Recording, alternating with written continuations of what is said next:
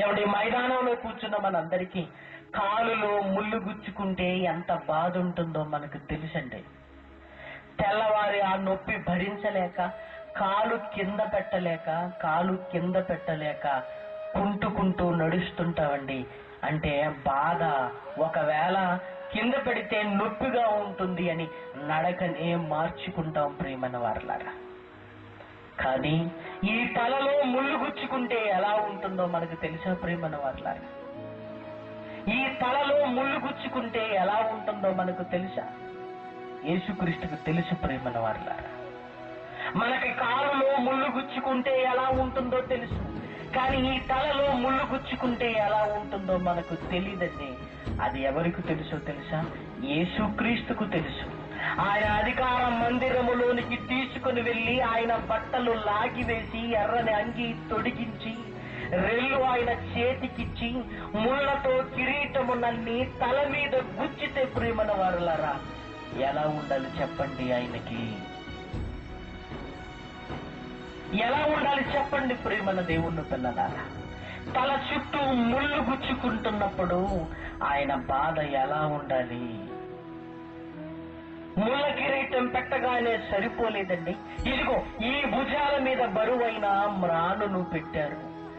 శిలువ మ్రానుకు ఈ తల ఎంత దూరంలో ఉంటుంది చెప్పండి ప్రియమైన వారలారా?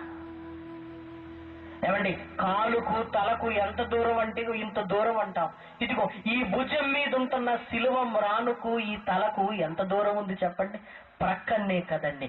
ఒకవేళ ఆ శిలువ తల మీదకి ఒరిగితే, గుచ్చుకున్న ముళ్ళు మళ్ళీ లోపలికి గుచ్చుకుంటే ఎలా ఉంటుందండి? ఆయన రక్తధారల విలువ ఈ రోజు ఏం తెలుసండి క్రైస్తవ సమాజానికి? ఆయన ఎంత నెత్తురోడితే ఈ రోజు రక్షణ వచ్చిందో ఆ విలువ తెలియదు ప్రియమైన దేవుని పిల్లలారా. ఆ బరువైన శిలువ మ్రానును మొయ్యలేక కింద పడినప్పుడు ఈ తల నేలకు తగిలితే, ఈ తల మీద ఉంటున్న ముళ్ళ కిరీటంలో ఉంటున్న మిల్లు గుచ్చుకున్న చోటనే మళ్ళీ గుచ్చుకుంటే విలవిలలాడిపోయాడండి. ఆయన విలవిలలాడిపోయాడు. కల్వరి కొండ మీదికి తీసుకెళ్లి శిలువ మీద విసిరివేసి ఒక చెయ్యి లాగి శీల కొడితే ఇంకొక చెయ్యితో ఓదార్చుకోవటానికి అవకాశం లేకుండా ఇంకొక చెయ్యిని లాగి ఇటు కొడితే పక్కలో బల్లెపు పోటు పెడితే ఏంటంటే ఆయన బాధ?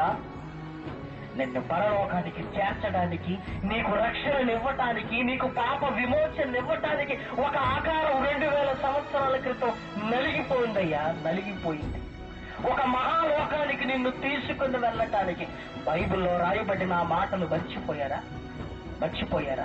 ఆయన బాధ అర్థమవుతుందా చెప్పండి ప్రియమైన వారలారా? నిన్ను పరలోకానికి తీసుకుని వెళ్ళాలి, నీ జీవిత చక్రంలో ఆత్మను దేవుని దగ్గరికి తీసుకుని వెళ్ళాలని ఆయన పడిన బాధ చెప్పలేనంత భయంకరమైన బాధ ప్రియమైన వారలారా. చూడండి, మత్తయి సువార్తలో రాయబడిన ఆ మాటలు చూడగలిగితే, మత్తయి గారు రాసిన సువార్త 27వ అధ్యాయం, మత్తయి గారు రాసిన సువార్త 27వ అధ్యాయము 27, 28, 29 వచనాలు. అప్పుడు అధిపతి యొక్క సైనికులు యేసును అధికార మందిరములోనికి తీసుకుని వెళ్లి ఆయన యొద్ద సైనికులందరినీ సమకూర్చిరి. వారు ఆయన వస్త్రములను తీసివేసి ఆయనకు ఎర్రని అంగీని తొడిగించి ముళ్ళ కిరీటమును అల్లి ఆయన తలకు పెట్టిరి. మీకు ఎలా ఉంటుందో తెలియదు కానీ ప్రియమైన వారలారా, దువ్వను తీసుకొని అద్దంలో తల దువ్వుకుంటే జ్ఞాపకం వస్తుంది ప్రియమైన వారలారా. ఈ తల మీదనే కదా నా యేసు ముళ్ళ కిరీటం పెట్టుకున్నాడని. రేపటి నుంచి ఆ జ్ఞాపకం మీకు రావాలి. దువ్వను తీసుకొని ఈ తల మీదకి రాగానే, తల అద్దంలో కనిపించగానే ఈ తల మీదనే కదా యేసు నా కొరకు ముళ్ళ కిరీటం పెట్టుకున్నాడని. ఇదిగో ఏ పౌడర్ అయితే ఈ చేతుల్లో వేసుకుంటున్నావో ఆ చెయ్యి చూడు, ఈ చేతుల్లోనే కదా శీలలు. రక్త సిక్తమై ఆయన రక్తధారలతో వచ్చిన రక్షణను ఈ రోజు ఏమనుకున్నామో తెలుసా? దుష్టుడు నీ కోసం ఏమైనా చచ్చిపోయాడా? దుష్టుడు నీ కోసం ఏమైనా త్యాగం చేశాడా? నిన్ను చెరిపేవాడు, నిన్ను కలకాలం కాలటానికి తీసుకుని వెళ్ళేవాడు, ఇదిగో నీ కుటుంబాన్ని పాడు చేసేవాడు, నిన్ను మంచివాడుగా బ్రతకనివ్వకుండా చెడగొట్టి నిన్ను నాశనం చేసేవాడు, వాడి మాట వింటున్నారే కానీ మన కొరకు రక్తాన్ని ఒలికించిన యేసుక్రీస్తు మాటని ఈ రోజు ఎవరు వింటున్నారు ప్రియమైన వారలారా? వాడు రమ్మంటే రాకెట్లో వెళుతున్నారు, వాడు తాగమంటే తాగుతున్నారు, వాడు తిరగమంటే తిరుగుతున్నారు. వాడు ఏం చేశాడయ్యా? నీ జీవితాన్ని పాడు చేస్తున్నాడు కదా, నీ ఆరోగ్యాన్ని పాడు చేస్తున్నాడు కదా, సమాజంలో నీకు గౌరవం లేకుండా చేస్తున్నాడు కదా. గౌరవం లేకుండా చేస్తున్నాడండి. ఒక హంతకుడుగా మార్చి నీ జీవితం అంతా జైల్లో కూర్చోబెడుతున్నాడు. ఒక గొడవకు తీసుకుని వెళ్ళి నీకు విలువ లేకుండా చేస్తున్నాడు. వాడు నీ కొరకు చేసిన త్యాగం ఏముంది చెప్పు? వాడు నీ కొరకు చేసిన మేలేముంది చెప్పు? ఏమైనా ఉందా? యేసుక్రీస్తు త్యాగం అయిపోతూ మనల్ని బ్రతికించడానికి ఆయన చచ్చిపోతూ ఒక నిరీక్షణను ప్రసాదించి, ఒక అందమైన జీవితాన్ని గురించిన ఆశను కల్పించి మన తండ్రి దగ్గరికి వెళ్ళాలి అని ప్రయాణాన్ని సిద్ధం చేస్తుంటే ఆ మార్గంలోనికి ఈ రోజు మనిషి రాలేకపోతున్నాడు ప్రియమైన వారలారా. ఏమండి, మంచిగా బ్రతకమని చెప్పినా యేసుక్రీస్తు మాటలు ఈ రోజు అర్థం కావటం లేదే. ఒక కుక్క చచ్చిపోతేనే జాలిపడే నీవు నీ కొరకు యేసుక్రీస్తు చచ్చిపోయాడన్న మాట విని నీకెందుకయ్యా కనికరం కలగటం లేదు? నీకెందుకయ్యా జాలి కలగటం లేదు? ఒక అమాయకుణ్ణి కొడుతున్నప్పుడే ఎందుకు కొడుతున్నారా అన్నప్పుడు నీకోసమే ప్రాణత్యాగం చేసిన ఆయన జీవితం ఎందుకు విలువలేనిదైపోయింది నీ దృష్టిలో? పోనీ యేసుక్రీస్తు నీకు చేసిన చెడేంటో చెప్పండి ప్రియమైన వారలారా. ఏమంటే యేసుక్రీస్తు మా జీవితానికి చెడు చేశాడని చెప్పగలరా? ఏం చెప్పగలమండి? ఏమండి, దేవుణ్ణి నమ్మాలి అనటానికి 1,00,000 కారణాలు చెప్తాను. దేవుణ్ణి నమ్మొద్దనడానికి ఒక్క కారణం చెప్పండి, ఒక్కటి. దేవుణ్ణి ఎందుకు నమ్మొద్దంటేనే ఒక్క కారణం చెప్పండి. ఎందుకు నమ్మాలో 1,00,000 కారణాలు చెబుతాను. 1,00,000 కారణాలు చెప్పినా నమ్మకం కలగదు కానీ కారణం లేకున్నా దేవుణ్ణి నమ్మాలనిపించటం లేదు. చూసారా? దేవుణ్ణి నమ్మొద్దు అనడానికి ఒక్క కారణం చెప్పగలరా? ఒక్కటే. రెండవది కూడా నేను అడగను, ఒక్కటే.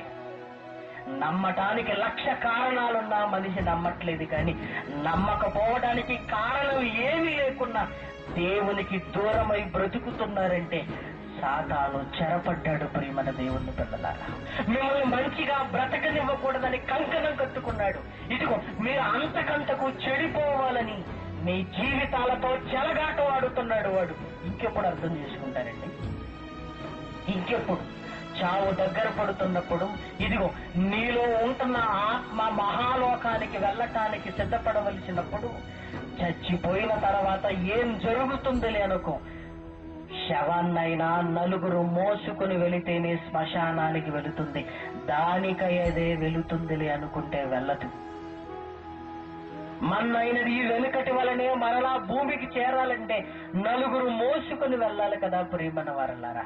శవాన్ని తీసుకుని వెళ్ళటానికి నలుగురు ఉండాలి అనుకుంటున్నప్పుడు ఏవయ్యా, నీ ఆత్మను పరలోకానికి తీసుకుని వెళ్ళటానికి ఎవరు వద్దా?